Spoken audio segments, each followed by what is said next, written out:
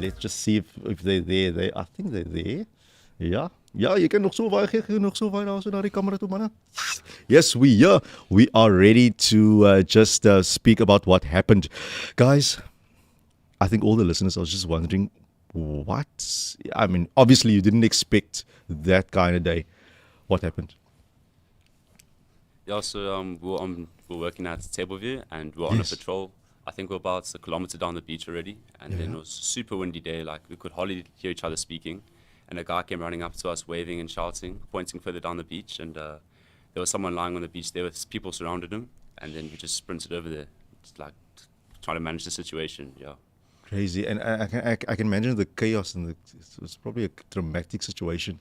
I mean, just thinking that you're going to just have a chilled Monday afternoon, like most times, right? Yeah. Yeah, you just patrol and you just aware of your surroundings, and then suddenly you have that incident. Yeah, we were even saying we were expecting quite a calm day because it was super windy. There was no one on the beaches, and there was no one swimming either. Normally we only look for swimmers, and there was a kiter who went down, so we had to respond to the kiter, which normally we're not really looking out for, if you know what I mean. Yeah. Yes. So this was a gentleman that was dragged out of the water.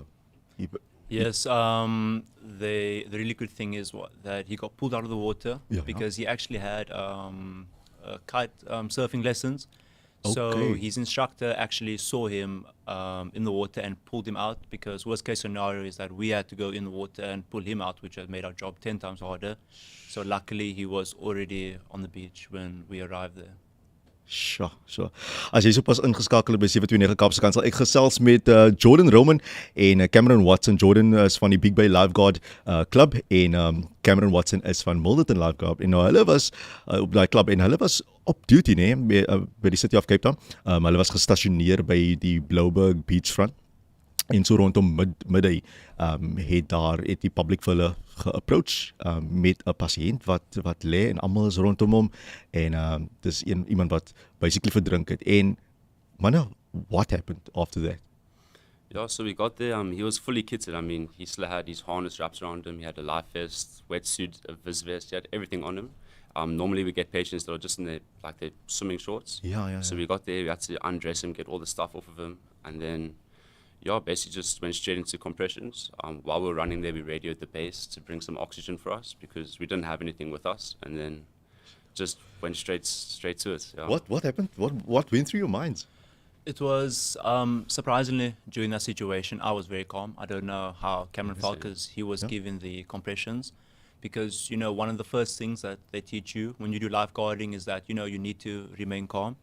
Because in a serious situation like that, you can't afford to be scared at all. Because once you're scared, you start to forget things and you start to do things that you're not really supposed to do. And, I can only thank God, because the CPR was a success, because, Cameron told me, not many CPRs end in a successful way. And we actually got the guy responding extremely well, to the point we got him on his cell phone.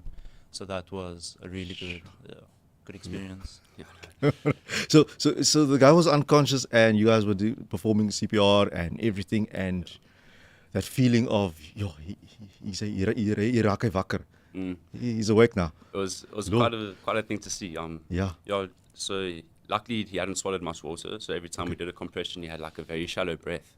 So you could actually hear him breathing with every compression, and then slowly the blood came back to his face. He saw some color come through. His eyes were adjusting to the lights, and I was like, okay, he's woken up now, and I could just stop, and he was just breathing by himself. Yeah, it was quite an experience. I won't lie. Wow. Was this a first for the two of you? Yes.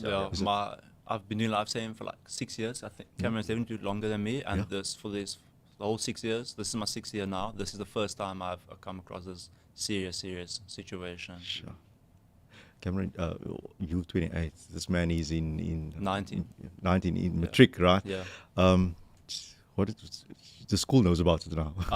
A few of my teachers know about it. I didn't even know some of my teachers know about it, but I think they think it's a really cool situation. You are the hero at school. I feel like that. Yeah.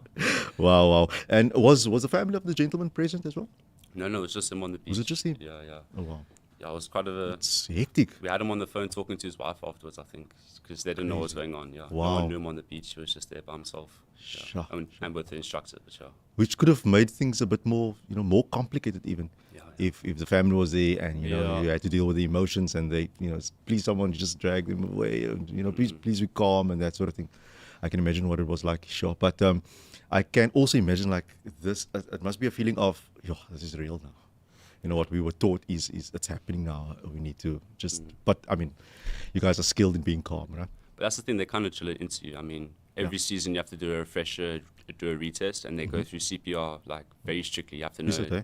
like off by heart, what's going to go down. And then on the day, we just did it like they taught us. You know, triple HABC through the steps. Yeah. It went by. Yeah. And especially now with the season, summer season, when there's a lot of people at the beaches and that sort of thing. That's the one thing. Also, we weren't. I think we'd only just started working there at Tableview. Yeah. Normally there aren't like lifeguards there, and then luckily we were there on duty. The city has blasted us there. Yeah, so it was a really good blessing for that guy as well, because Tableview is actually a non-swimming beach. You're not allowed to swim there like at all. And we got put there during the festive season because obviously drinking is the main problem that we have during the festive season, because obviously if you're going to go in the water drunk, it's not going to end well for you. Yeah. So it was a really good thing that the city did put us there. Sure. Hectic, guys. To start off for Monday also, A Monday, exactly. Sure. And I can't believe our time is flying by so quickly. But what would you, if there's a person in a similar situation, for just our listeners, and I mean, it can happen at a swimming pool, I guess, as well. What are the things that we should know that you guys can share with us? I mean, CPR is quite a tricky thing to like talk to on the radio, but definitely doing a course in it would be advisable. I mean, anything can go down like in your house by a pool. It's a good like skill to have. But obviously, knowing the right numbers to call. Often people they don't know what numbers to call. So 112 and 10177 for the ambulances. Right numbers to call, get people on the way. Yes. Yeah. Quick response. It's always good. Yeah. Dial the right number.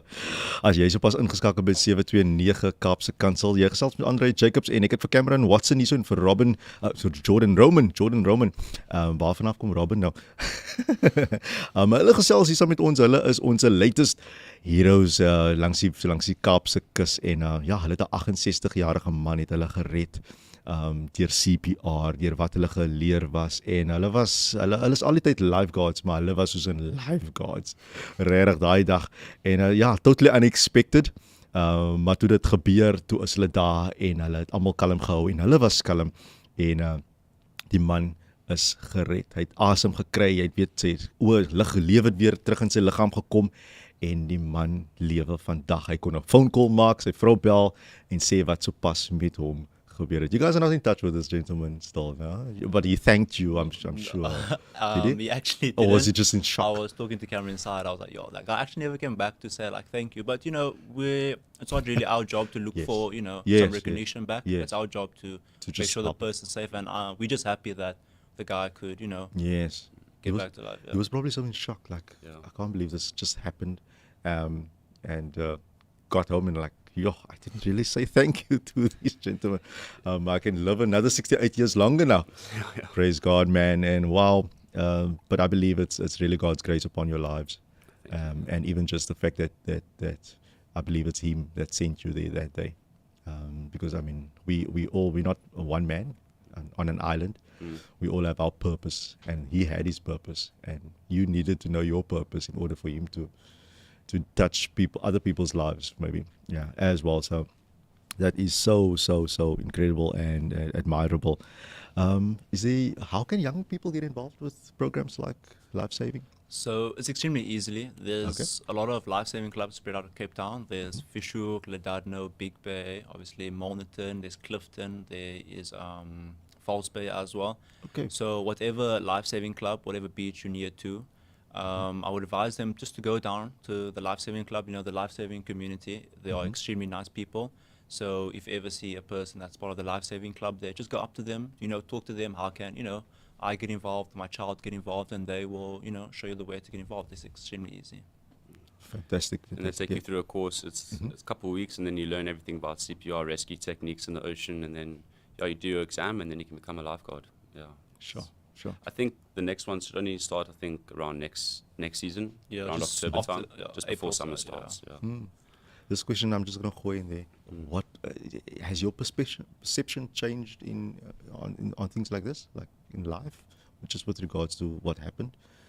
After this, Yeah. I'd say so. Yeah, you take Yeah. the job a bit more seriously. Is it? Once. Oh yeah, Yeah. that's number one. Yeah, once Yeah. he was in the ambulance, we were back at base. You kind of sitting there. Someone else is on patrol, and you realize you're like agitated. You're like sitting on your Yeah. phone. You're like, no, I should be outside again. I must leave. Yeah, yeah. It's a kind of It kind of wakes you up to the instructors and courses.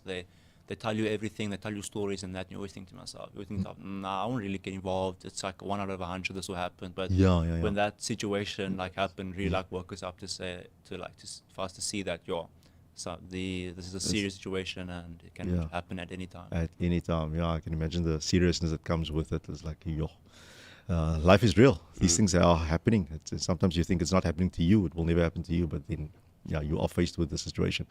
Wow. But it's amazing that you are able to touch someone's life in such a way.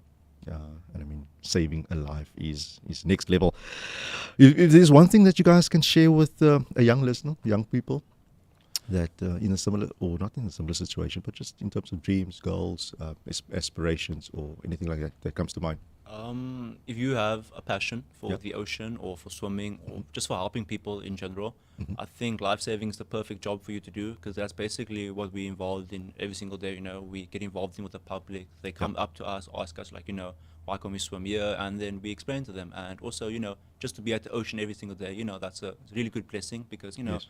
there's many people that don't have the opportunities that we've had. And even if you do much, because you never know when your help could be needed in any type of situation. Yeah. Sure. Cameron, is there something Yeah, that you wanna- summed it up pretty you well summed it there. up very, Yeah, very yeah. well, eh? Thank you for that motivation, Jordan. So yeah, that's our conversation. I can't believe our time has run out. But yeah, such an amazing guys. You guys are a blessing. Thank you. So Thank you. admirable, and yeah, keep on doing what you're doing. Go from strength to strength, and hopefully not the same situation again soon. Hopefully not, yeah. But I know you guys are there. The amazing thing is when you've accomplished something, it just motivates you to do better, even for the next thing that pops up. But yeah, all the best with your clubs. Thank you so Blessings, much. blessings. Nou sê ons gaan luister na nog 'n lekker